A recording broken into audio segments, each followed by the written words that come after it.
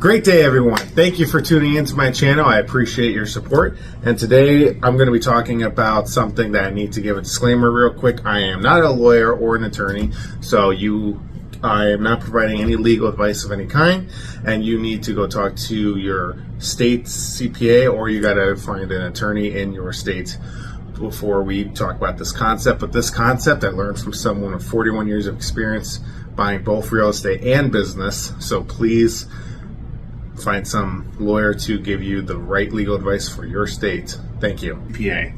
So I had the pleasure at my real estate conference to meet a lot of cool people and learn a lot of interesting things. I want to share something with you. I was part of this awesome Zoom call. This gentleman has 41 years of experience.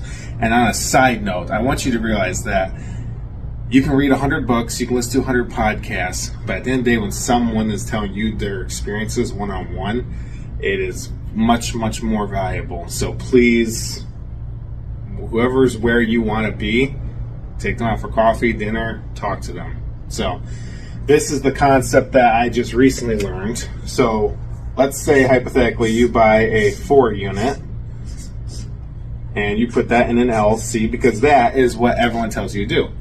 Put all your rental properties in different LLCs to protect you, and we're going to get into that in a second. Let's say you also bought hypothetically, a 2-unit. Let's say you get really blessed one day and you're able to buy an 8-unit.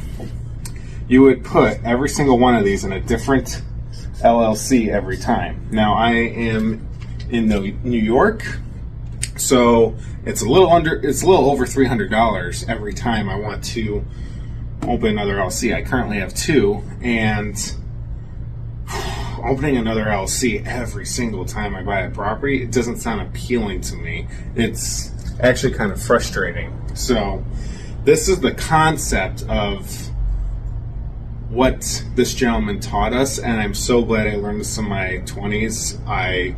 His 41 years of experience, I got him a 4-hour Zoom call. So here's his advice on the concept.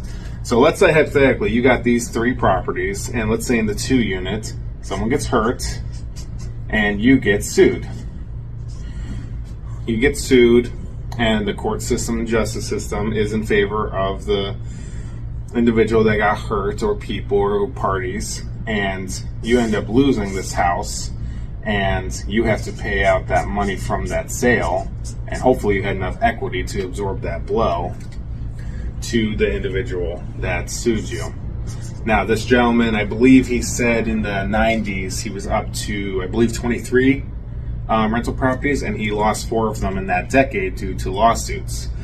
But the reason that you put each property in a different LLC is because now each property, if someone goes to sue you, they can only take what is within that LLC. They cannot go after another LLC. They can't do it. This is totally different. This is totally different. All they can do is take what's in here, but they still can take that from you, unfortunately. So here's how he structured it. He sought out advice late 90s and went to an attorney. I'm actually doing this next Wednesday. I'm really excited to talk to a lawyer about this and set this up. So here we're going to be setting up a trust,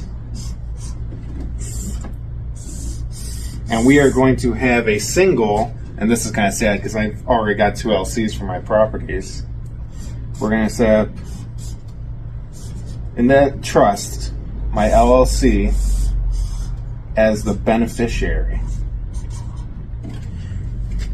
This is great stuff. I'm so glad I get to share this with you guys. Like I said, if I had known this stuff at 18, I would have busted my butt at 18 and done this. So what he said was he sought out advice, and setting up a trust with your LLC as the beneficiary accomplishes 2 things. 1, you have a single LLC that you can put all of these properties in, and you are protected now. And I know a lot of you are thinking, how is it protected? So this is how it works. If you ever got sued by the same individual and they're like, I want to sue him for what he's got, you're going to get approached by an attorney and they're going to say, okay, what do you own? Well, they're in LLCs, or a LLC in this case, so you don't own anything. You don't own anything. And then the lawyer's like, okay, well, what properties are in your LLC? And legally, you don't have to answer that. At least that is to my understanding. So, if they go to try to sue you and go after your LLC because you legally don't own everything, you opened an LLC and all your properties are in it, you cannot sue a beneficiary. You can't do it. So, let me break this down in a simpler way real quick. This is how he explained it. Let's say hypothetically, let's use the father for an example. Okay, you're a father, you own a house and a car, and you have money, whatever, and you put that in your son or daughter's name. If you ever got sued, they are going after you. But when they find out you don't own anything, and then the person suing you says, okay, well, let me go after their kid. Go around you and go after your kid. Legally, you cannot sue a beneficiary. You can't do it. So, you cannot sue a beneficiary.